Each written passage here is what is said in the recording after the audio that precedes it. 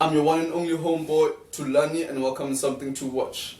In today's episode, I wanted us to talk about something a lot of people have been realizing, but have not taken very seriously, especially in developing countries like South Africa, where it's really hard for you to get a job that you love. You have to get a job that you need to get. For example, a lot of people go drop in university, or they apply to universities and study accounting or study economics or study geology. No one actually gets in university to study maybe performing arts and actually think they will get a good performing arts job. It's usually just because of the passion, because I love it, or because of a dream. And that's important. A dream is important because what else are we living for? But in today's episode, I wanted us to talk about something much more deeper than that.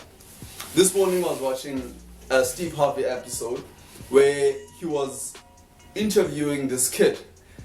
And this kid was a really good mathematics genius. He literally called out a number that started from quadrillion or something like that. And it's like a 5-year-old or a 7-year-old. And I thought to myself, wow, that's talent. And funny enough, the next thing Steve Harvey said was, if you could name this number without looking at it, you would actually be rich by summer next year. Most of you probably seen that episode. That episode made me think, wait, it is true that in most encounters, the United States of America has a good way of turning your capacity to be seen by people into something that can actually make a living for you. For example, Hollywood. Hollywood is really big. I mean, I once read that The Revenant, that Leonardo DiCaprio film that was directed by Alejandro Inarritu, actually made up to 500 million.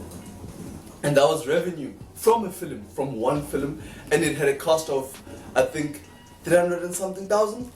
But the point is that these guys actually took talent and they made millions out of it. In countries like South Africa, that usually doesn't happen. I'm not sure whether it doesn't happen because of the skill shortage, or it doesn't happen because we aren't determined enough.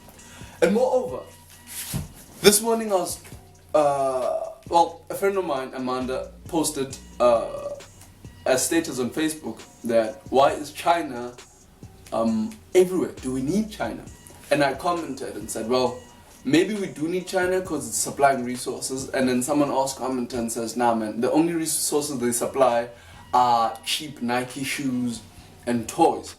I thought, okay, maybe people aren't getting the idea that in an economy, anything goes as long as the other people are going to buy it. So you can supply it only if it's demanded. So is our skill demanded? Are our South African talents demanded, especially by South African viewers? And in cases like that, it's always the case that I can't do something because it won't make me a living, especially when it comes to entertainment. Because honestly, apart from, I can't think of any job in which you're going to need your actual talent to make it, or an actual skill or actual creativity to make it. In most environments, let's say for example the commerce environment, where you're gonna need a lot of knowledge from university or from college or from a training institution or from an internship. In terms of skills, usually what is needed is whether or not you have the capacity to think out of the box. And in most cases, the skills that we will need are going to need academic skills. For example, you can't really run a film company without having someone who's going to produce it. By produce it, I mean literal distribution, literal marketing, literal videography, things that need you to have skills.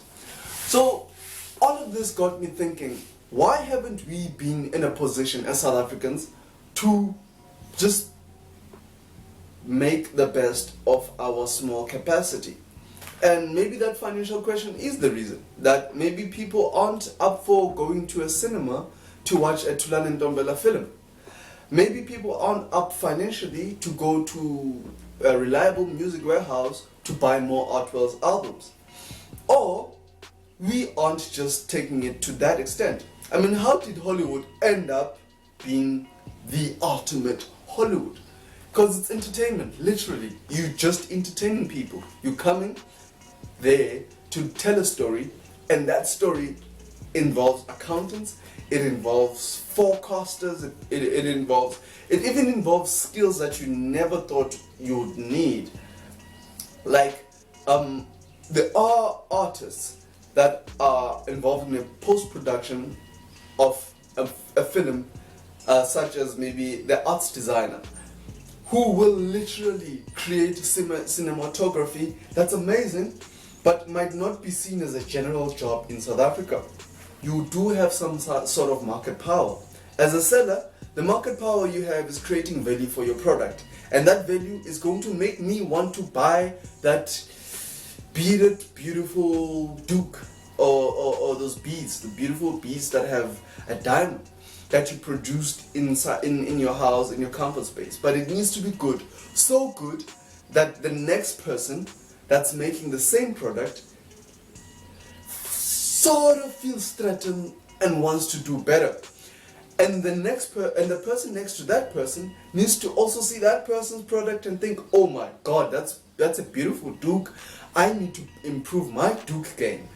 And same applies for music. When you make a record and think, oh, that's good, I just released a mixtape. But a competitor who's also an artist, might be your friend too, but is also a competitor because it's an industry. He made better music, so I need to make better music, and his competitor is going to make better music than him. And in that way, the standard gets better, the standard of value gets better. By the time the standard of value gets better, competition itself, that's with free market principles. Competition itself enables us to give consumers something beyond what they expect. In that case, a consumer will see a need of digging deep in his pocket and buying your product.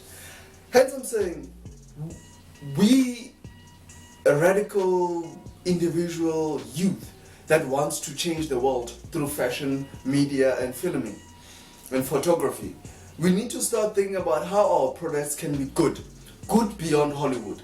We actually need to sort of think about creating our own Hollywood, but subconsciously, because Hollywood is more organized and it took time to be this organized. But the first step now is creating a product. Whatever you create in your own space, make sure that you put your soul in it, and at the end, the person who's watching, their soul needs to fill it. And if their soul needs to fill it, their soul needs to tell them to dig deeper in their pockets, and that's how you're going to make a living.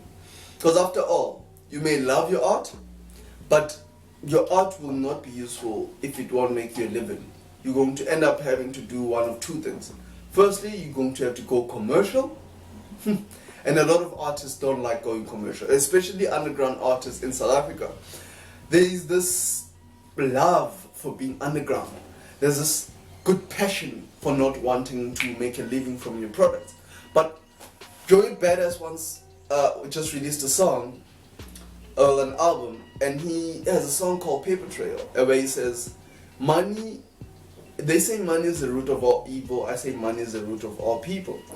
I mean, what is evil between you earning a salary from your art and you taking that salary and buying things that are irrelevant to your life, like chains, and starting to surf out your friends and choosing friends that maybe are in that popular space and leaving your day ones. Now that's the evil aspect of money.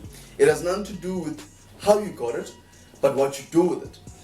But that's not what this podcast is about. This podcast is about how filmmakers and photographers and everyone every young person in South Africa that wants to make a name of themselves from Facebook, from YouTube, from online content promotion, from designing your own duke to designing your own chains to designing your own necklaces or wristbands that can be sold out at a certain price.